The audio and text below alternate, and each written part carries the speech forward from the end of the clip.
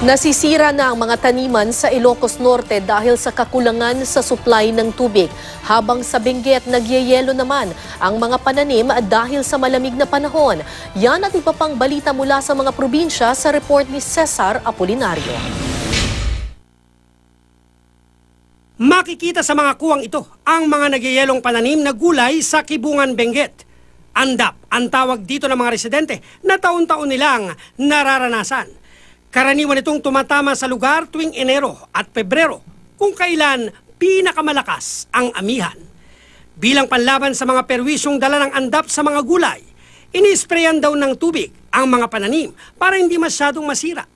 Kung sa Benguet, lamig ang kalaban ng mga magsasaka. Kabaligtaran naman ang nangyayari sa mga taniman sa Ilocos Norte. Sa bayan ng Pinili, nalalanta na ang ilang pananim dahil sa kakulangan ng supply ng tubig. Ayon sa lokal na pamahalaan, 6 na barangay ang apektado ng kakulangan ng tubig.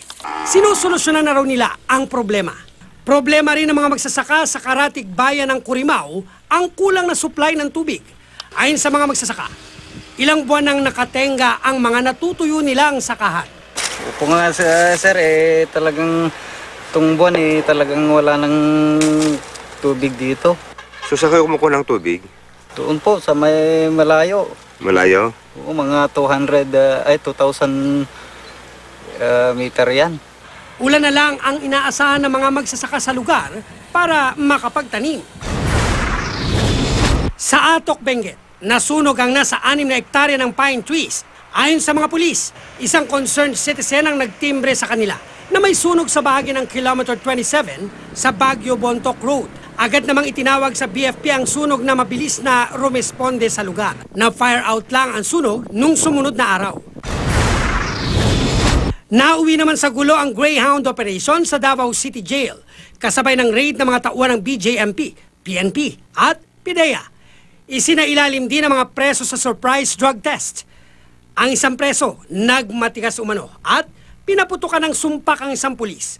Gumanti ang pulis at napatay ang inmate. Habang inilalabas naman ang iba pang preso mula sa mga selda, may ilang presong bumunot umano ng kutsilyo at nanaksak ng mga pulis. 3 iba pang preso ang namatay sa gulo. 4 na pulis naman ang sugatan. Nakuha sa operasyon ng lampas 100,000 pisong halaga ng droga at mga armas. Sa Mandaue City, Cebu, nagtulong-tulong ang iba't ibang grupo at mga volunteers sa paglilinis ng Butuanon River. Mano-mano ang paglilinis sa mismong ilog at sa gilid nito, tinanggal ang mga basura at damo. Nililinis din ang 10 mga sapa. And hoping that we can show the conditions of the river when it's clean and it's safe, no. Then yung mga saan nanggagaling yung dumi, doon naman natin na-addressin. So we're promoting from all other sectors to help us, no. Yung mga industries natin, yung mga discharges nila.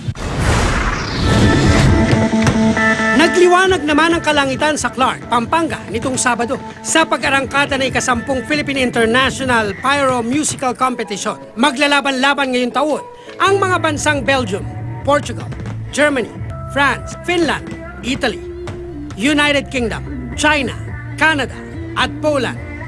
Bawat kalahok, 20 minutong magpapasiklab ng kanilang fireworks display, sabay sa saliw ng musika. Hindi kasali sa kompetisyon ng Pilipinas na nagsisilbing host country. Cesar Apolinario, GMA News.